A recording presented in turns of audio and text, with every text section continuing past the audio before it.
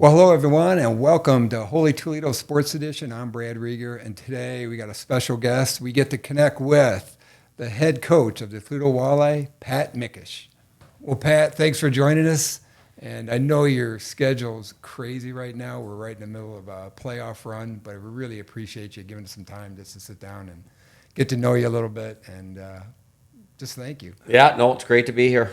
So you grew up in Hancock, Michigan, Upper Peninsula in Michigan, Keweenaw Peninsula, correct? Correct. Right along Lake Superior.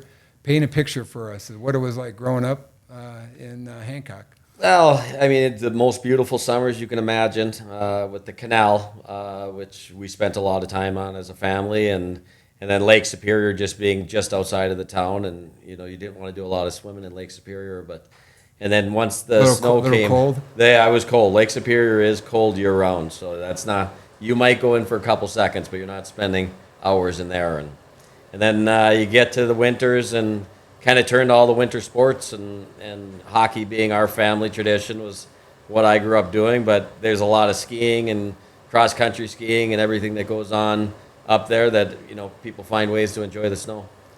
Pat, how did you get introduced to hockey? Yeah, I mean, it was a family. Older brothers. My father had played at Michigan Tech, and so that's just kind of how we grew up. Was getting to the outdoor rink first, and then once you were old enough to join the association, we started playing, and all my friends basically played as well. So it was kind of the pastime of the UP. I got to say. And your dad more than played at Michigan Tech. He was a part of the 1962 national championship team. Yeah, that's Michigan Tech has 3 national championships. He was part of the first one, and I think that's something that I probably didn't understand until later in the years, and I'll still spend time. He never wears his championship ring, but I know exactly where it's at, and we've checked on it, and there's a lot of knee hockey games that were played as kids that the winner would get the ring. So it's he was fortunate to be part of a special team up at Michigan Tech. What role did he play in your development as a hockey player, and your brothers also? Yeah, I mean, he coached me basically from probably 8 years old until I got to high school hockey. And my younger brother, Jeff, would join us every other year and play with us. But and then, being ahead of him, my dad kind of stayed with our group. We had the final year before we moved on to high school. We were able to win a state championship, which was big for the small area up there. Right, and so we were kind of grew up with a bunch of really strong athletes, and some of them went on to play college football. I've got a Division I basketball coach out there. I mean, it was just a bunch of kids that just loved to play different games. I have this vision of Hancock being a bunch of outdoor rinks, maybe some pond hockey, maybe some shovel off some Lake Superior ice and play out there. Is that anything accurate? Yeah, never on Lake Superior. The ice buildup would be ugly there. Yeah. But the Portage Canal, there was a picture a couple of years ago. The winds blew perfectly, and all of downtown Hancock and Houghton being split by the canal was being skated on by all the university kids and everything. I mean, there was just hundreds of people out on the lake. And that's the best I've ever seen. It was the coolest video that the university sent out. But we all grew up on our little different outdoor rinks. The Lauren Grove was kind of our neighborhood rink, and hours and hours and hours were spent on that sheet, and that was kind of how you grew to love the game. And you skated and hoping that the older kids would allow you to come skate with them and to get to move up a different level. And so that was kind of how we trained. And we had our couple skates as youth hockey a week, but daily we were on the outdoor rink. And you have 3 brothers? Yeah, and 3 brothers. All 4 of you played at Hancock High School. Yeah, we all played at Hancock and had different runs. My brother Dave was part of a state championship team for Hancock. I never got to win one of those, so little jealous that way. But we all played. I played up through my sophomore year, and that's when I moved away to play at some different higher levels of hockey. Right. So your sophomore year, your coach at Hancock was Rick Miller. Yeah, great man. And the internet's great for research. And I found a quote that he had about your sophomore year when your team went 12-0, won the league, won a bunch of tournaments. And they asked him what was the highlight of the year. And he said the highlight of the year was when Pat Mikesch had a breakaway and a defender dragged him down, but he was sliding on his stomach, and he still scored. He Yeah. said that was the highlight of the year. Yeah, it was a unique play. I remember we were playing the Sioux in their tournament, and they were the top ranked team in the state, so it was a big challenge for us. And we ended up beating them that day in their own building, which was exciting. And it was a unique play. I just ended up getting tripped up a little bit, and I know somehow I got my stick still on the puck at the end. But the Sioux went on to win that one though, because in playoffs they knocked us off and won the state title. So that's my last high school game was losing to the Sioux. So. Well, it must have been quite a play for the coach to say, for an undefeated season, that was the play of the year. Yeah, it was a unique play. I think you see those type of things happen different times where guys get fortunate that the puck stays on their stick when they're still sliding. Right. So that you're obviously an exceptional hockey player, and you go to Michigan Tech.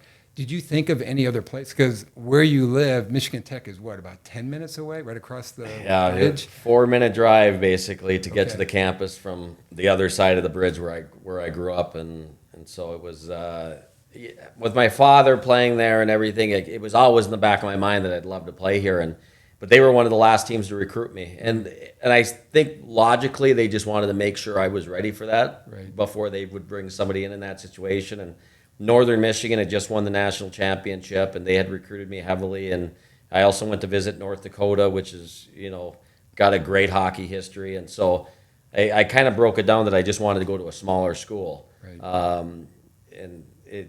My last visit I took was to Northern Michigan, and I think my parents all thought I was going to go to Northern. And it was kind of a Sunday night phone call home, no cell phones back then. And I would always talk to my parents every Sunday after the weekend of the games and whatnot. And I just said, I decided I'm going to go to Tech. And my dad's like, that school's really tough. And I was like, yeah, I know. I think I'll be all right, though. And so kind of got to go home and play. And it was an amazing 4 years. I got to share 3 of them with my younger brother while he played there. And so we had a good little run there. And you obviously had a great career. You're on all the records for scoring and assists, and you were all academic 3 years in a row. So you took your studies seriously. Yeah, I make sure I surrounded myself by some really smart people. I always said that every person at Michigan Tech was a little smarter than I was, so I always wanted to make sure I was sitting close to them. And you got your degree in business. When you were there, what were you thinking career-wise? I mean, there was a hockey possibility, but what were you thinking? If you didn't have the hockey back when you were 20 years old, what were you thinking? I say this and I mean it. I always was interested in being a prison warden, and I don't know why, but it was something that I had done a high school report on it, and I was kind of like, that'd be kind of cool, just to oversee it and be in charge and kind of run a cool prison rather than a hard-ass prison. But it was something I thought about, but I always had coaching in the back of my mind. Right. That had kind of started when I was playing juniors in Des Moines, and Bob Ferguson was my head coach there, and I just had so much respect for him, and just always had it in the back of my head that if I got the opportunity, I'd love to coach. And you had such an exceptional career. Pat, you got inducted into the Michigan Tech Hall of Fame in 2022. What type of emotions did you have surrounding that? Yeah, it was cool. I mean, you have a good career, you're excited about it, but you never went to Michigan Tech worried about making a Hall of Fame or anything like that. And so it was a huge honor to go back. My dad's in it because of their national championship team. I had a great teammate, Brent Peterson, who I played 3 years with at Michigan Tech, who had gone in a year or two earlier. So when I got to go in, Tom Curley, who was a good friend that was a head football coach at Michigan Tech for a long time, went in at the same time, and he's also from Hancock. So it was a special night that our families are actually very tight. Our sisters are best friends, and so we kind of got to go in together, which was a lot of fun. Very cool. And obviously you had an opportunity to play professionally, and you played in 3 different leagues. You spent 3 or 4 or 5 years in Germany. Yeah. And if you look back on your professional career, Pat, what are you most thankful for? The opportunity, you go in, and my first contract was just basically a tryout in the American League, and to stumble into a good situation where I was able to stick in the American League for that whole first year, and learn a lot about pro hockey. And and then after that, we got married that summer.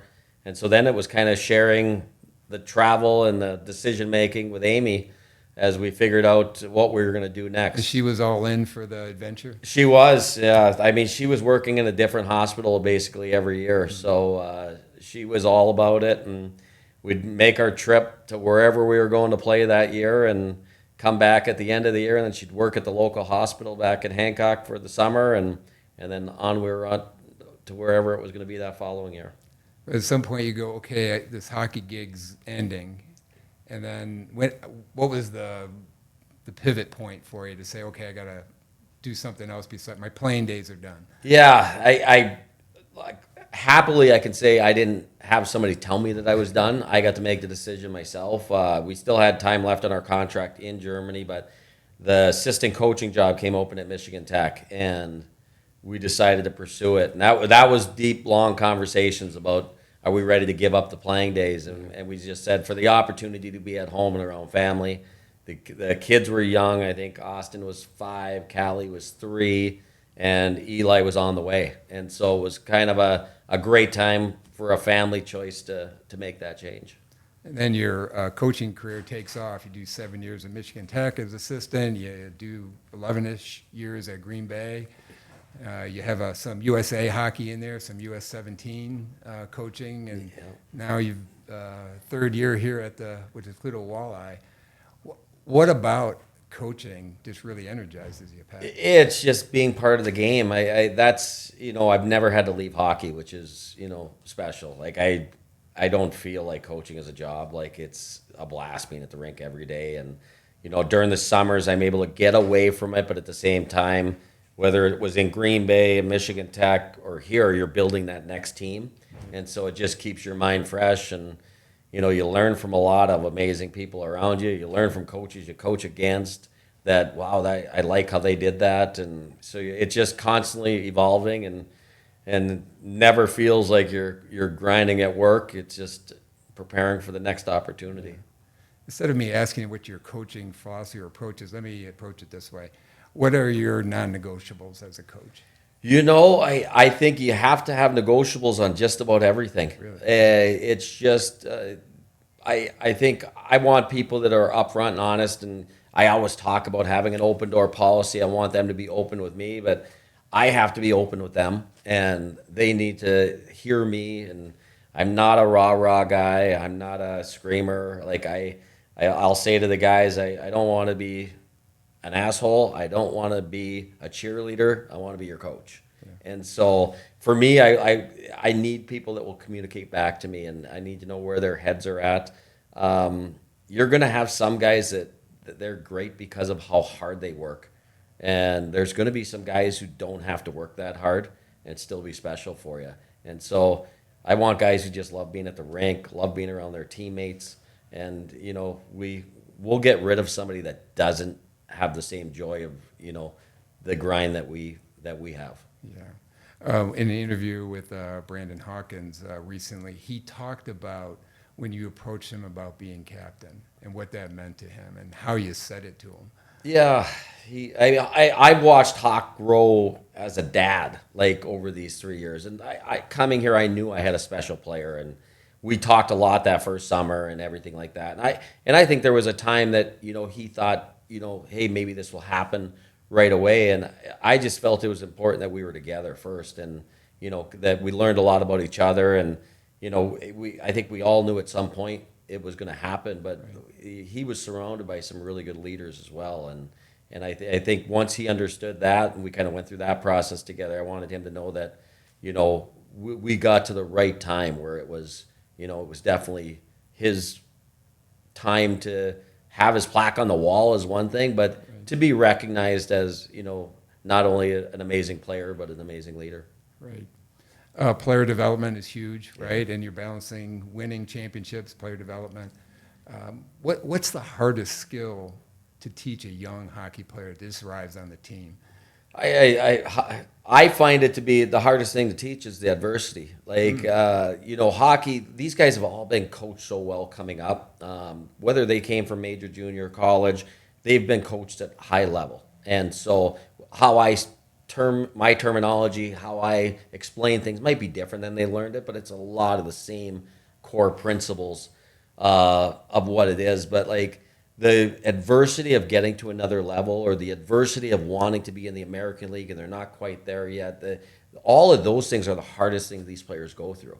And so you really want to have a path on how we get through this, and why you're going to be better on the back end of this, rather than stressing on the front end of it. So the mental part is just as important as the skill part if you want to get to the next level or be successful at this level. Yeah, 100%. And it's no different than a guy in the American League thinking he's ready for the NHL, and having to be prepared, properly for what that's going to be like. And so there's not a lot of hockey things that I sit there and say, oh, these guys aren't prepared for this, or I can't do this with this team, or anything that way. I mean, we're able to bring in guys who fit what we want to do hockey-wise. Now, it's when you go through hard times, when you go through a player that's been on the power play his whole career and isn't able to be on the power play at this level, like how we get that player through that and have them understand the value that they bring to everything we want to accomplish. When do you know, and obviously this is probably a joint decision with the Griffins, but when do you know when someone's ready for that next level? You just see the repeated habits of what it's going to take for them to have success at that next level. Dan and I talk on a regular basis, and he knows your world, obviously. Yeah, he's very familiar with my world, and I mean, our first playoff game, he's texting before wishing us luck, and he's tuning in. But I mean, he wants to know how those guys are doing, and we had 2 players for us this year with Nolan Moyle and Chad Hillebrand, and he's sitting there watching them play with us, and he's like, these guys deserve an opportunity up here. Mm-hmm. And when they had some injuries and the Red Wings had some injuries, they both went up there and were successful for them. And so Dan's watching it as much as I'm talking about it, just so that he's comfortable with any decisions that have to be made within the Red Wing organization to decide who's with him. Game night, Pat, when you're behind the bench, what do you pay attention to the most during the game? Yeah, it changes. A home game, there's certain times I'm worried about matchups. I'm worried about, who I want certain people playing against.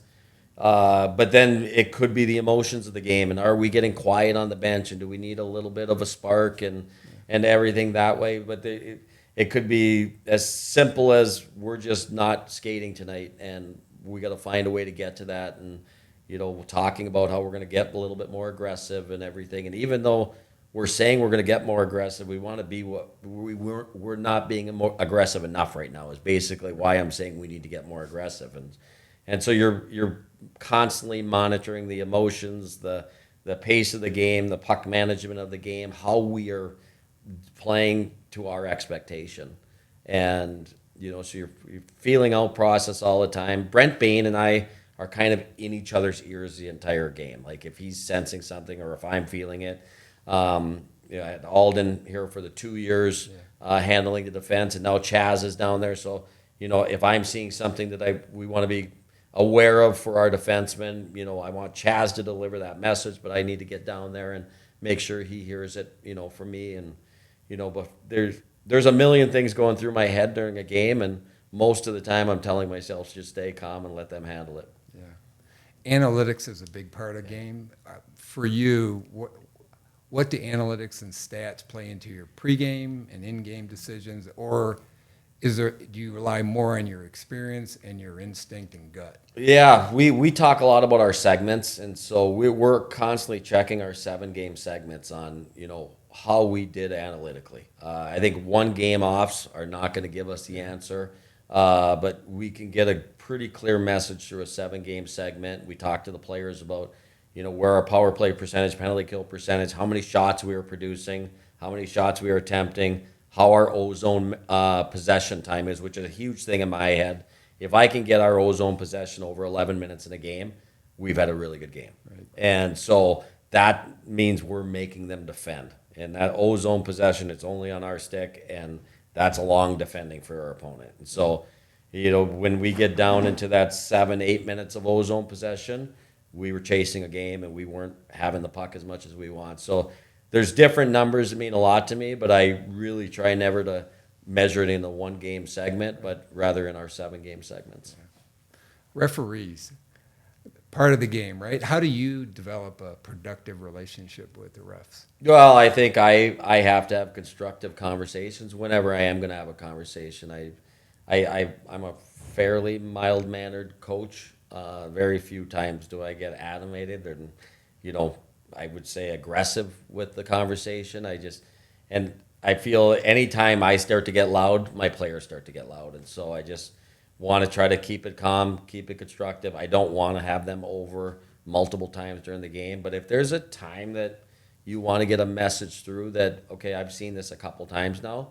I think if it's the first time I'm having a referee over and maybe he's had me for 3 games, he might be a little bit more willing to, what, Pat might have a point here. And so I respect what they do.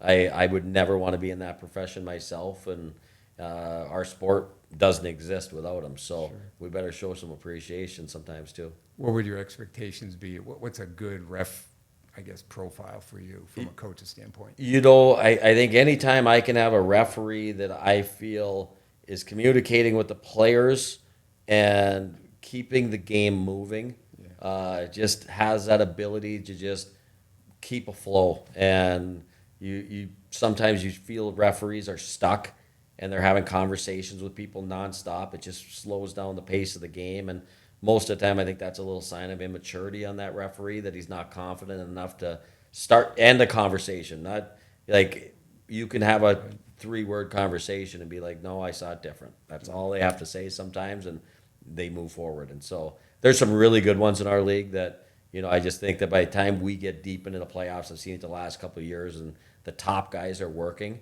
you really see that professional level that gets raised. Right.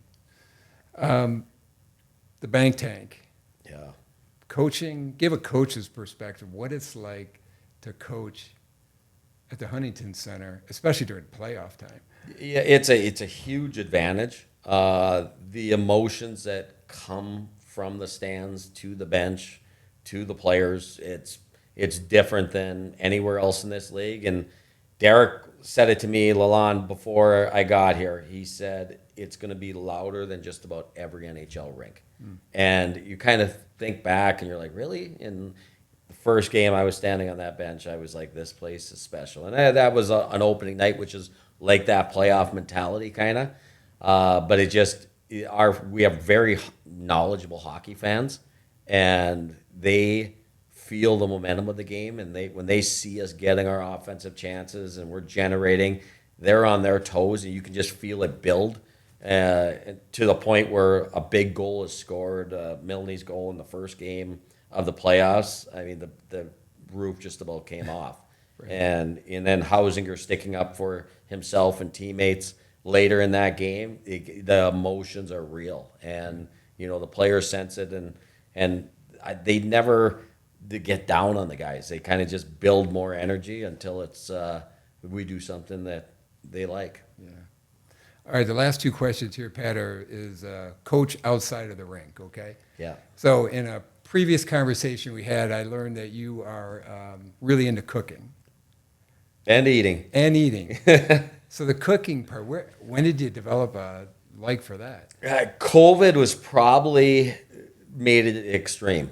And my wife works in infection prevention, and she was working 18 hours a day. It was insane what she was going through. And we had the college kids home, the high schoolers still there, and they needed to be eating. And so every night they would pick what they wanted the next day, and whatever it was, I would find a recipe and find a way to get it done. And we were probably spending too much money on food during that time, but it got me out of the house every day. I get to go to the grocery store with my mask on and come back and cook for the kids that night. And that was when I started trying a bunch of different things. And now I still love doing it and trying to find ways to cook different seafoods and different things that, we all enjoy is.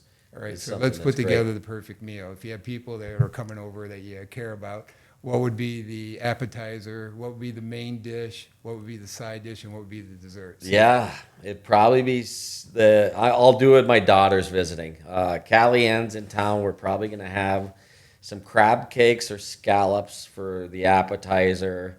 rack of lamb for dinner, and I don't do any form of dessert, so I'm going to the store to get that done, and then some kind of asparagus or some kind of carrots that are going to get cooked up, and normally just a simple potato or something along those lines would make Callie happy. Well, that's a legit meal right there. Yeah, we try to spoil her. She's the princess of the family, so we got to take care of her. Last one, Coach, really is about family. I know you're very family oriented. It's an important aspect of who you are. Tell us about your family. You mentioned a couple here. Yeah, I mean, Amy and I have been married I'm going to get this wrong, 27 years now, I think. And Austin is working. He's living in Green Bay. He actually works for his old high school hockey coach, who was a great person. And he's been back in Green Bay now after graduating from Wisconsin, I think, for 3 or 4 years now. And we see him a ton during the summer. He still plays a lot of hockey. Great golfer. Once had 2 hole-in-ones in the same round. And then our daughter, Callie Ann, just got engaged, is also living in Green Bay. She's a physician's assistant, and so she'll be getting married next summer. And then Eli, our youngest, is a freshman at Wisconsin Superior, where he's playing hockey now. Very cool. How does being a husband and a dad, how does that influence who you are as a coach here of the Toledo Walleye? You know, our time in both Michigan Tech, Green Bay, when the kids were younger, I always loved having the kids around the rink. And I think they got to see me as a person, all my players. I probably a little bit more relatable than just being that coach that only talks hockey. And so I think I've always tried to bring that, around. Amy's around the office a ton on game nights. The players all know who she is, and she's a fan at times, but at the same time, she just loves being around, meeting the girlfriends, meeting the wives, and so we always want to be relatable that way. That we're no different than who they were. Yeah, very cool. And this has been a great conversation, Pat, and I really thank you for just being so open and just being so genuine and being a great representative for the Walleye organization, the city of Toledo, and hockey. Yeah, I say it all the time. I just, I love being here. I think we try to build a team kind of that reflects this community and is fun to be around and has a great energy to it. And I've loved living downtown here and just being able to wander around and walk around the ballpark and do all the things that make this place special. That's great. Good luck in the playoff run, and come back and see us again, okay? Yeah, hopefully when we're showing this, we're on a good little run. There you go. Thank you.